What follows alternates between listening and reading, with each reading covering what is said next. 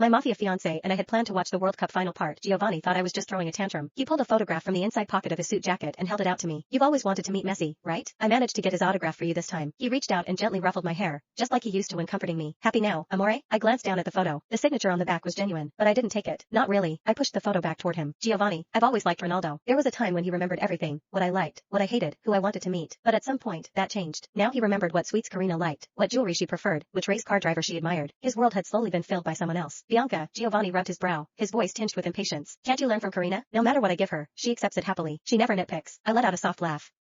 If she's that perfect, then you should get married to her instead. Bianca, Giovanni cut me off sharply. Why do you always have to make things difficult? I deal with so many family matters every day. How am I supposed to remember every little thing about you? Ronaldo and Messi, aren't they basically the same? I looked at him and shook my head gently. They're not the same. Before I could finish, Karina's tearful voice came from outside the door. Giovanni, my wound seems to be acting up again. Could you take me to the hospital? Coming. Giovanni barely hesitated before turning and walking out. Watching his retreating figure, I finished the sentence in my heart. Ronaldo and Messi were obviously different. Just like Karina and I had never been the same. Half an hour later, my neck started itching. Soon, a fine rash spread from my collarbone up to the side of my face, and my breathing grew labored. I grabbed my coat and went downstairs. The sprawling estate was empty. Everyone had gone with Karina to the private hospital. I held a car by myself and headed there too.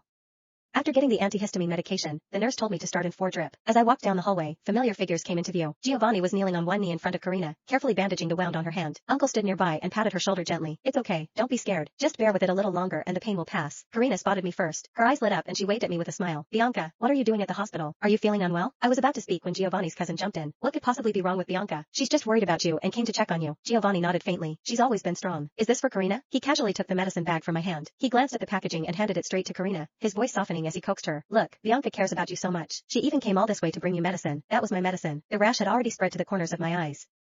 The itching was so bad I could barely keep them open. Couldn't they see that? Uncle looked at Karina with deep affection. You really must be more careful from now on. Your parents sacrificed themselves for the family. If anything happened to you, how could we face them in heaven? Giovanni added in a low voice. Your skin is especially delicate. Don't let it get wet for the next few days. I finally couldn't take it anymore. Giovanni, I didn't come to see her. These are allergy meds. Can't you tell? Giovanni paused, then finally looked up at me properly. His gaze landed on the rash covering my face, and his expression shifted. You had an allergic reaction? He handed the medicine bag back to me. Sorry, I didn't notice earlier. Once I'm done here with Karina, I'll come over and sit with you. I took the bag and walked into the infusion room. The nurse inserted the 4 and frowned deeply at the rash on my face. Miss, your allergy is already quite severe. Didn't anyone come with you? They had something to take care of. I said quietly. The nurse sighed.